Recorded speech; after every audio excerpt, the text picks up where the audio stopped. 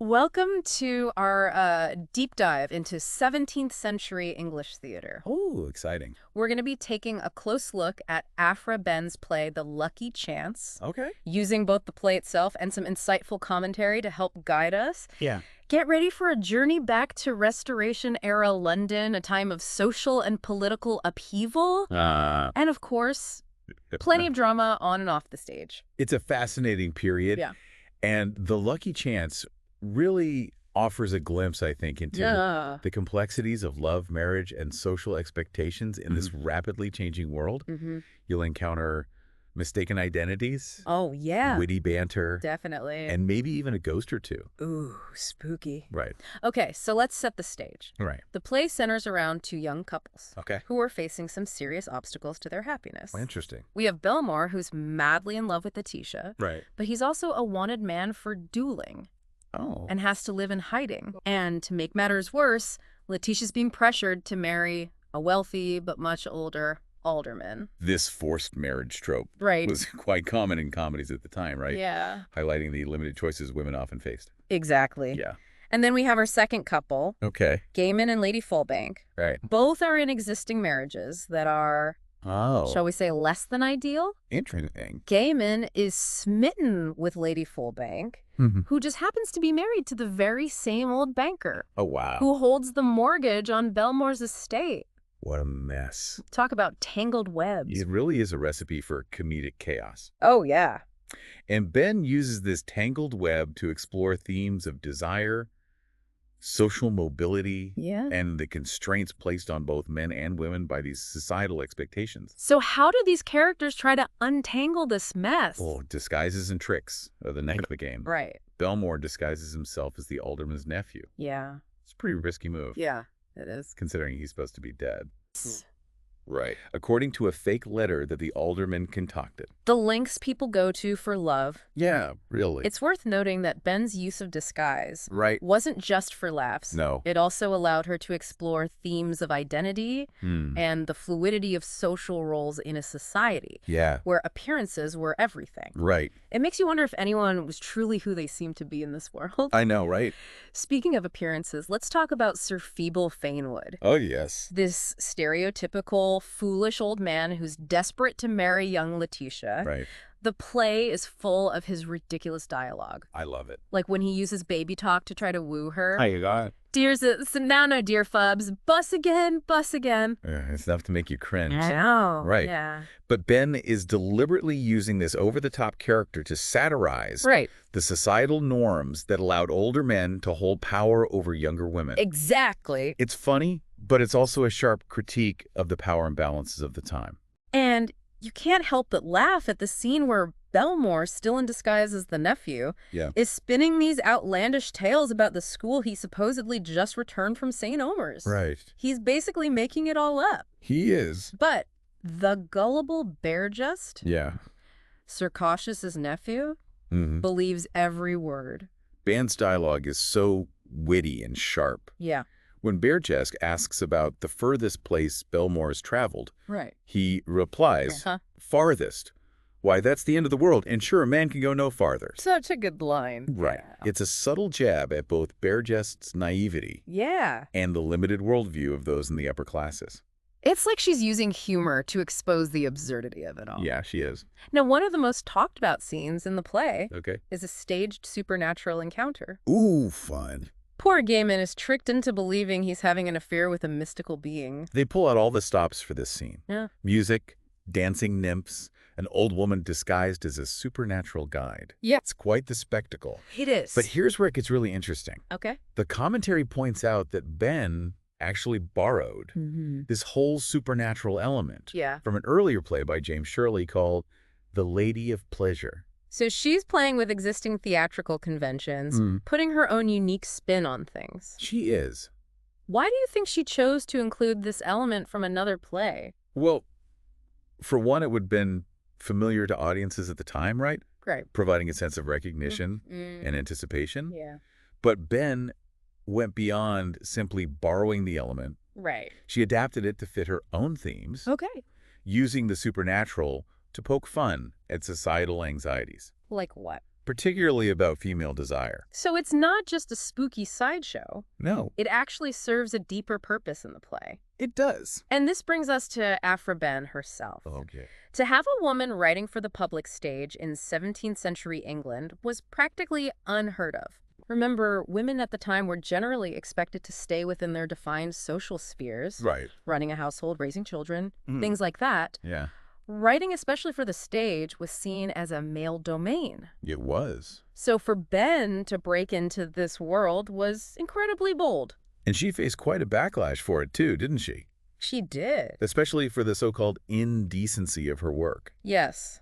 Behn's work was often criticized for its frank depictions of desire, infidelity, and the complexities of relationships. But she didn't back down. No, she didn't. In fact, she directly addressed these criticisms. Okay. In her preface to The Luckey Chance. It's almost like she's having a conversation with her critics, pushing back against the double standards of the time. She argues that male playwrights could get away with similar content, but because she was a woman, her work was held to a different, stricter standard. Exactly. Yeah. And she doesn't shy away from challenging those standards. Yeah. She writes, and I'm paraphrasing here, that if her plays had been published under a man's name, no one would have batted an eye. It's a powerful statement about artistic freedom and gender equality. Yeah. Delivered centuries before these issues Right. became mainstream topics of conversation. So she's not just writing entertaining plays. Right. She's also using her platform to make a statement about the inequalities of her time. She is. That's pretty remarkable. It is. And it's one of the reasons why The Luckey Chance continues to resonate with audiences today. I agree. It's a play that offers a glimpse into the past while also speaking to timeless issues of power desire and the struggle for equality. It does. But it wasn't all controversy and social commentary, right? Right. The Luckey Chance was also a hit with audiences. Oh, absolutely. It premiered in 1687 and continued to be performed for years, even after Behn's death. It did. We even have records of a revival in 1718. That's pretty impressive. It shows how much people enjoyed her work. Oh, yeah. But it wasn't just about popularity. The play also inspired adaptations years later, showing its lasting impact. Wow. One notable adaptation is Hannah Cowley's A School for Graybeards from 1786. All right. Now, Cowley borrowed heavily from The Luckey Chance, almost to the point of plagiarism, according to the commentary. Yeah. And the scholar doesn't hold back calling Cowley's version less entertaining than the original. It's like those inspired by movies we see today that are basically remakes in disguise. That's a great comparison. Yeah. It makes you wonder if audiences back then picked up on the similarities. Yeah. And it also raises some questions about giving credit where credit is due. That's a topic for another deep dive, maybe. But it is interesting to see how The Luckey Chance continued to spark interest and inspire new works even years after its creation. Absolutely. And speaking of sparking interest, let's delve a bit deeper into the social commentary woven throughout this comedic romp. Okay. Behn wasn't just trying to entertain. She was using humor to critique the hypocrisies of her time. Like how women were expected to be virtuous and alluring, but also completely subservient to men. Precisely. Interesting. And she exposes this double standard through characters like Lady Fullbank. Okay. She's trapped in a loveless marriage to a miserly old man, yet judged for seeking fulfillment elsewhere. Yeah. And then there's Letitia, pressured into a marriage that promises financial security, but threatens her happiness. Behn doesn't shy away from these complex realities. She doesn't. And she does it with such wit. Yeah. I love the scene where Gaiman criticizes Lady Fullbank for her supposed love of flattery and attention. Oh, yeah. He accuses her of being one of those hoying ladies that love nothing like fool and fiddle. That line is classic Behn. Yeah. It's a witty critique of the social pressures on women to conform to certain expectations, even if those expectations are demeaning. Yeah. And through these sharp exchanges, Behn invites us to question those expectations and the power dynamics they reinforce. It's like she's giving us a behind-the-scenes look at the performance of femininity in Restoration Society. It is. But how indecent was this play, really? That's a good question. Was it truly scandalous for its time? You have to remember that the standards of decency were quite different back then. Yeah. What might seem tame to us today could have been considered quite risque in the 17th century. Yeah. And even within that context, Yeah. Ben pushed boundaries. I'm thinking about those scenes between Sir Feeble and Letitia, where he's practically drooling over her and talking about livery and sison of her body. Yeah. Even by today's standards, it's pretty cringeworthy. Yes. Those lines definitely played into the criticism Ben received. Yeah. But it's crucial to remember that she's using humor, albeit somewhat crude humor at times. Right. To highlight the power imbalance in this relationship. Exactly. She's not endorsing Sir Feeble's behavior. Right. She's exposing its absurdity. Yeah.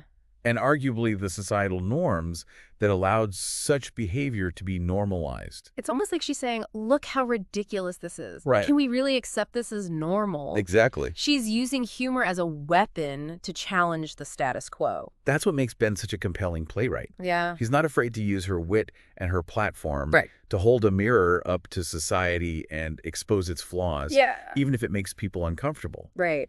And she definitely faced consequences for her boldness. She did. The commentary mentions she faced quite a bit of backlash for her outspokenness. It's a shame, but it's also not surprising. Right. Challenging the status quo rarely comes without pushback. Yeah. But Ben's willingness to speak her mind and write these complex and sometimes scandalous plays helped pave the way for other women writers. Yeah. It's like she's saying, yes, I'm a woman and I have a voice and I'm going to use it no matter what. Absolutely. That's powerful stuff. It is. And that's why it's so important that we continue to study and celebrate her work. I agree. She reminds us that art can be entertaining and subversive, that it can challenge our assumptions and make us think differently about the world around us. It can. So what does all this mean for us today? Okay. Why should we care about the Luckey Chance and Aphra Behn now? Well, for starters, the play gives you a unique window into the social dynamics, humor, and theatrical conventions of Restoration England. Right. It's a world very different from our own. It is. But one that still grapples with issues of love, marriage power, and social justice.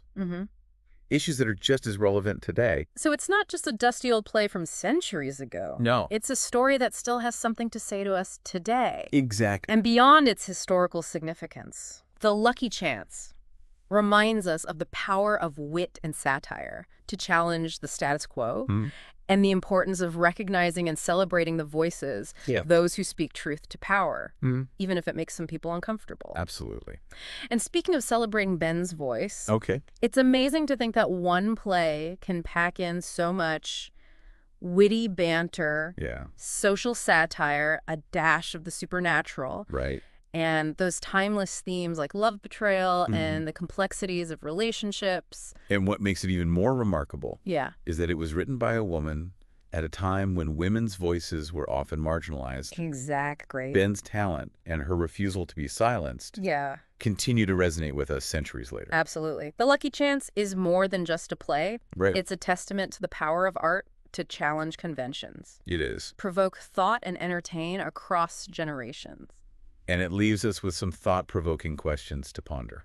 Okay, like what? For example, considering how Ben borrowed that supernatural encounter from Shirley's earlier work, and how Cowley later adapted elements from the Luckey Chance, it makes you wonder how much of what we consider original is actually influenced by the works that came before. Ooh, that's a great point. It's like a literary chain reaction. With ideas and inspiration rippling through time. It makes you think differently about the creative process. It does. And how artists build upon the work of those who came before them. Precisely. And it reminds us that art is often a conversation. A dialogue with the past, present, and future. Absolutely. So if this deep dive into the Luckey Chance has sparked your curiosity, there's a whole world of 17th century literature and theater out there waiting to be explored. And as you delve deeper into this fascinating period, consider this. How do the themes and social critiques in Ben's work reflect the broader historical context of Restoration England? And how do those themes continue to resonate with us today, centuries later? Those are some great questions to keep in mind. They are. And we'll be right back after a short break to continue our deep dive into Aphra Behn's The Luckey Chance. Sounds good. You know, it's fascinating how Ben manages to, like, blend these really profound observations about society with genuinely entertaining plot lines. You can almost feel her winking at the audience, Sure. making them laugh. Yeah. While simultaneously prompting them to think critically about the world around them. It's like she's saying, hey, let's have some fun. Right. But let's also use this laughter Yeah. to challenge the norms and spark some meaningful conversations. Exactly. She was clearly a master at using humor as a tool for social critique. It reminds you that comedy can be so much more than just slapstick and silly jokes. Yeah. It can be a powerful weapon against injustice and a way to expose hypocrisy in a way that really resonates with audiences. Speaking of exposing hypocrisy, we can't overlook the controversy surrounding the accusations of indecency leveled against the Luckey Chance. I mean, was it really that scandalous for its time? Well, it's important to remember that decency in 17th century England was governed by a different set of social norms and expectations than what we might consider acceptable today. Yeah. Public displays of affection, open discussions about sexuality, and critiques of those in power were often met with disapproval. So something that might seem fairly tame to us today could have been viewed as quite scandalous back then. Absolutely. But even within that context, Behn seemed to push the boundaries. Absolutely. And that's part of what makes her work so fascinating. She wasn't afraid to tackle topics that others might have deemed taboo, like female desire and the complexities of marriage. It's like she's saying, these are real issues that people are experiencing. Yeah. And I'm not going to shy away from them. Just because it might make some people uncomfortable. And she does it in a way that's both thought-provoking and entertaining. Yeah. Take, for instance, those scenes between Sir Feeble and Laetitia. Where his behavior is downright cringeworthy. Even by today's standards. The way he fawns over her, talking about livery and sison of her body, is pretty disturbing. It makes you wonder how audiences back then reacted to those lines. I imagine it elicited a mix of laughter and discomfort, which was likely exactly Behn's intention. Remember, she's not condoning Sir Feeble's behavior. She's using it to satirize the power imbalance in that relationship and to expose the absurdity of a society that allows such behavior. It's like she's holding up a mirror to society. Showing them the absurdity of their own norms and expectations. And that's where her genius lies. She doesn't just tell you what to think. She makes you feel it. Through these incredibly vivid characters. And they're often outrageous situations. It makes you appreciate her courage even more, knowing that she faced significant backlash for her boldness. She truly paid a price for her outspokenness. It's a stark reminder that challenging the status quo rarely comes without consequences. But her legacy speaks for itself. By refusing to be silenced. She helped pave the way for other women writers and challenge societal norms that had persisted for centuries. It's inspiring to see how one person's voice can make such a difference. It really is. Especially when it comes to pushing for social change. And challenging the way things have always been done. Absolutely. And her work continues to inspire us today. It does. The Luckey Chance offers a glimpse into a world that, while vastly different from our own, still grapples with timeless issues. It does. That resonate across generations. Love, betrayal, the complexities of relationships, the pursuit of happiness. It's like she's tapped into something universal about the human experience. Something that transcends the boundaries of time and place. And that's the power of great art, isn't it? It is. To connect with us on a deeper level, to make us laugh. To make us think, to make us question, and ultimately to make us feel something. Absolutely. So if you're looking for a play that's both entertaining and thought-provoking, I highly recommend checking out The Luckey Chance. You might be surprised by how relevant it feels, even centuries after it was written. And as you delve into Behn's witty dialogue and captivating characters, consider this. How have societal expectations around love and marriage changed since Behn's time? And how have they stayed the same? It's a fascinating question to ponder. Yeah, it is. As you journey back to Restoration-era London. And on that note, we've reached the end of our deep dive into Aphra Behn's The Luckey Chance. Okay. We hope you've enjoyed this journey back in time and that you'll continue to explore the rich world of 17th century literature. Thanks for joining us. It's amazing how The Luckey Chance is both like a really delightful comedy and also a sharp social commentary. Ben had this incredible ability to like make you laugh, but also like prompting you to think critically about the world around you. She really does. It's like she's inviting you to see the world through her eyes, you know, to question these norms and expectations that we often just take for granted. Totally. And speaking of questioning norms, one thing that really struck me was Ben's willingness to incorporate these supernatural elements into her work. That was a bold move for the time. It was, especially considering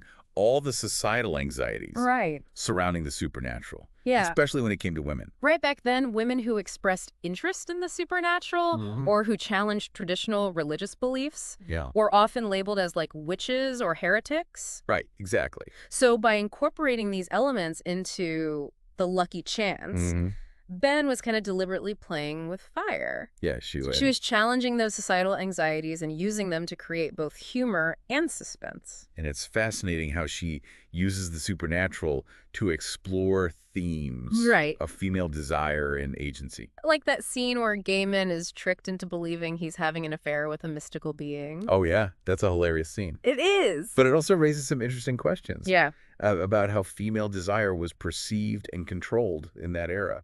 On the surface, it seems like a lighthearted romp, but underneath, there's this subversive element at play. It's like Ben is saying, what if women could embrace their desires? Even those considered taboo by society. Yeah. What would that look like? And by presenting this scenario in a comedic context, she's able to make those questions more palatable.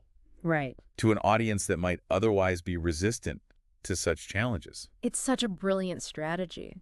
It is. She makes you laugh, and then she makes you think. Exactly. And sometimes that laughter is the key to opening up those deeper conversations. It's a testament to the power of art.